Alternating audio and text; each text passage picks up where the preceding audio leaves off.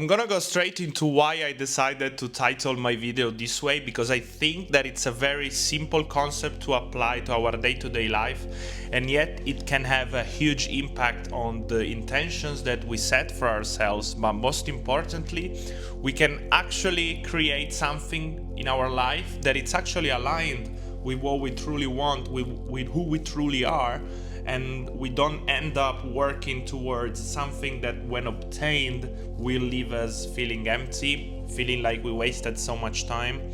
And this has to do with the fact that we decide that January is the month where we set our goals. We have decided, we have this habit globally that January, it's the time to end a cycle and start a new cycle. It's the month where we decide to set new goals, new intentions, but that does not mean that it's actually aligned with our cycles that we should go through, because we are more connected to nature as spiritual beings inhabiting a human body which is built mainly by elements that you can find in nature, like water, minerals, and so on and so forth.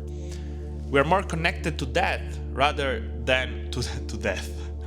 We are also connected to death, but that's for another video. We're more connected to that rather than to a calendar, which is a construct, a societal construct, which has its pros, but it also has its cons. And we're actually gonna talk about that, because you will see how it connects with how we should go on about setting our intention and our goals. So I have my notes here, because unlike mass media, I don't like to talk BS.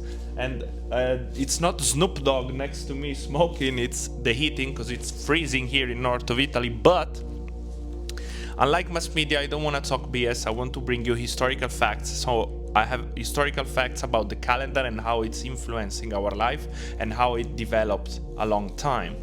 So we all know January, we set new goals, but we do that because our calendar says so. Our calendar say that in January we are starting a new year, and therefore we decide that January is the month where we start a new cycle. But that's not always the case. So the fact that we start a new year in January is due to the Gregorian calendar. Now, the Gregorian calendar was set by Pope Gregory in Rome, and it was a modification of the Julian calendar, which was set before him by Julius Caesar. Now, the reason why Pope Gregory changed Julius Caesar calendar was, I think this is pretty interesting, because basically Julius Caesar made his calendar based on the Earth orbits around the sun, and they had a, oops, I'm about to drop all my books, and it had a miscalculation of 11 minutes. Now, you might say, oh, well, 11 minutes is not much, but imagine adding up those 11 minutes for centuries. Now, basically, you will have all the seasonal changes completely set off from the calendar. All the equinox and solstices, they will be completely set off. So Pope Gregory changed it. Now, that's the basic reason why this calendar came into fruition. But before the Roman calendar, which is all around Roman deities, Roman gods, so it's very Christian based, and we will discuss about this later, but we also changed when we celebrate New Year. New Year used to be celebrated on March. March is when the Earth manifests renewal, is when Earth manifests a new cycle, a new natural cycle. It went from winter into spring. Its colors are back again. It has went through the hibernation of winter to prepare for a new cycle of spring, for a new cycle of rebirth. So that was when we celebrated New Year's. And now instead it's in January, because it's celebrating a god which name is Janus. Yeah, I know. Your Janus, the Janus god, which is the god in Rome for new beginnings and transitions. So you can see how this calendar has its pros, obviously, because it's good for agriculture. For example, knowing exactly the seasonal changes in a constructed matter of time calculated through calendar can help agriculture, it can help international commerce, it can help politics, but that does not mean that it has to affect our behaviors. That does not mean that our behaviors have to be related around an artificial construction of time, around an artificial unit of measurement of time, because we are more connected to the cycles of nature due to our body being of natural elements mostly. And so by going back to that, you don't feel forced anymore to start a new cycle in January just because the calendar says so. Maybe you're not ready to start a new cycle. Maybe you still have lessons to be integrated. Maybe you're still going through processes which don't need to be interrupted in January.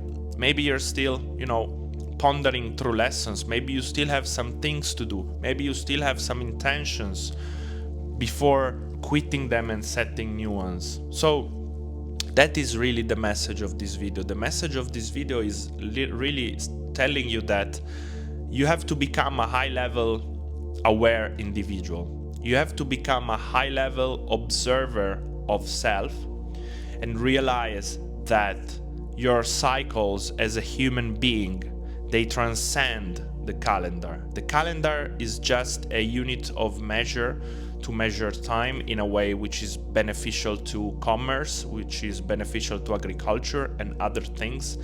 But that does not mean that that is beneficial to your cycles as a human being. So to start to set new goals and set new intentions, start following your own intuition and start pondering if you have integrated all the lessons, you have accomplished everything that you needed to before starting a new cycle.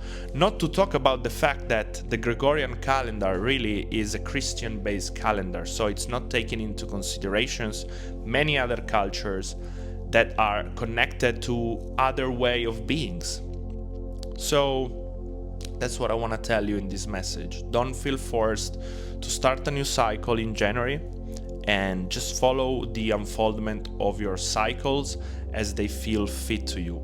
Don't be a clog in the machine, and don't sacrifice your higher being, your higher instincts to fit into a artificial construct which is just a manifestation of the willingness of certain individuals to control the behaviors of people. You are more than that. You are your own individual. You're not born to obey rules and be a part of an artificial machine. You're born to fulfill your highest purpose, and you're born to be your own universe. You are the universe experiencing itself.